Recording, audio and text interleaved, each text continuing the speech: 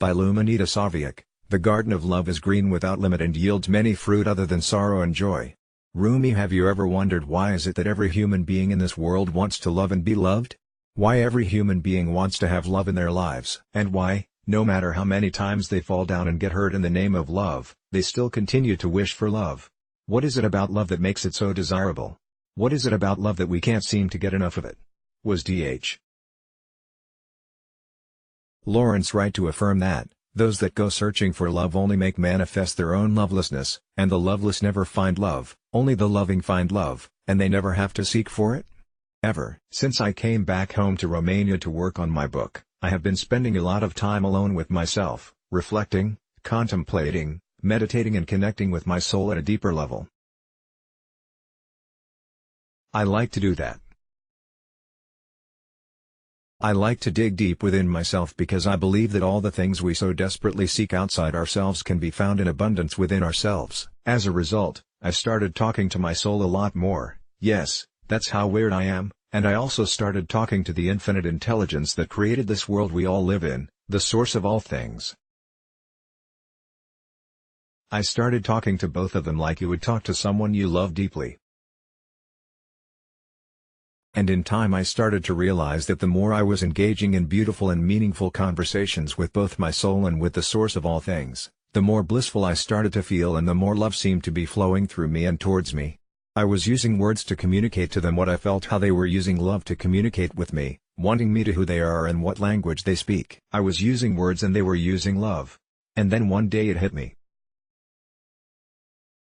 What if the source of all things, this infinite intelligence that created this beautiful world we all live in, is love? What if this old man with a white beard that we all call differently based on our religion and based on how we were taught to call him is nothing but love? What if this is the real reason why we all seek love?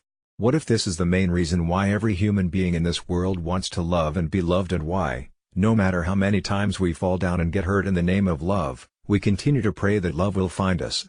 What if love is what we are all made of, and what if, by knowing love and by being love, we have a chance to become one with everything and everyone? We have a chance to know God and be God-like? This is what I have been experiencing lately. I feel so much love for everything and everyone, and it seems to me that I started feeling this way because I started connecting and conversing more and more with my soul and with the source of all things. And I felt the need to have these conversations because I had so much love for myself, and I somehow felt worthy and deserving of becoming good friends with both my soul and God itself. It is only by becoming godlike that we can know God, and to become godlike is to identify ourselves with the divine element, which in fact constitutes our essential nature.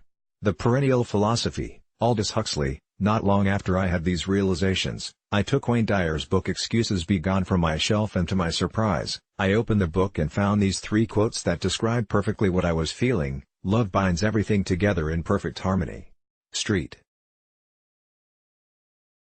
Paul, he whom loves touches not walks in darkness. Plato, he who does not love does not know God, for God is love. 1 John 4:8. How about the last one? He who does not love does not know God, for God is love. We are love. And the reason why those that go searching for love only make manifest their own lovelessness, and the loveless never find love, only the loving find love, and they never have to seek for it, is because they look outside themselves for something that is already within themselves. They think love is somewhere out there, that God is somewhere far away from where they are, when in fact love is in them, God is in them.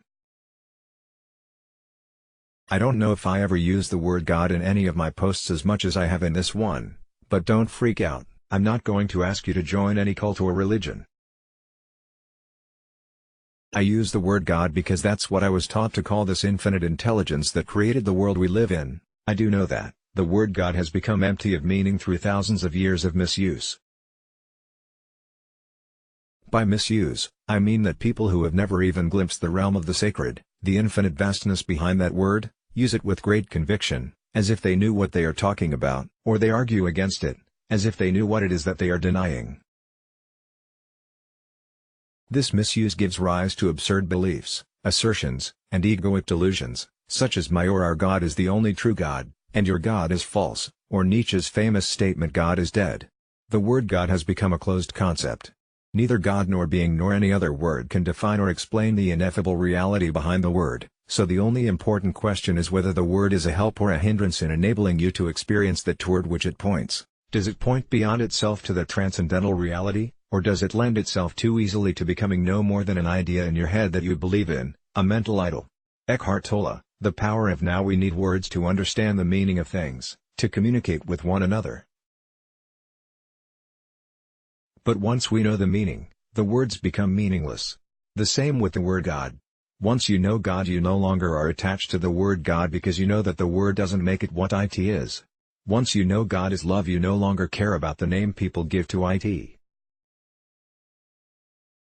Mark Twain once said that kindness is a language which the deaf can hear and the blind can see. And I would like to change kindness with love and say that love is a language which we all can speak, a language that the deaf can hear and the blind can see. Because love is the language of God and no words are needed to connect and to know God. No words are needed to love and be loved. God's one and only voice is silence. Herman Melville. I have come to know love and know it very well, and I now have this inner knowing that what so many of us call God is nothing but love. God is love, and since we were made in the likeness and image of God, we are also love. If that's the case, don't you think we're all a little bit silly to think that my religion is better than your religion and that my God is better your God, when in fact this eternal being is nothing but love? Wanting us to love and be loved in order to know it and to be it?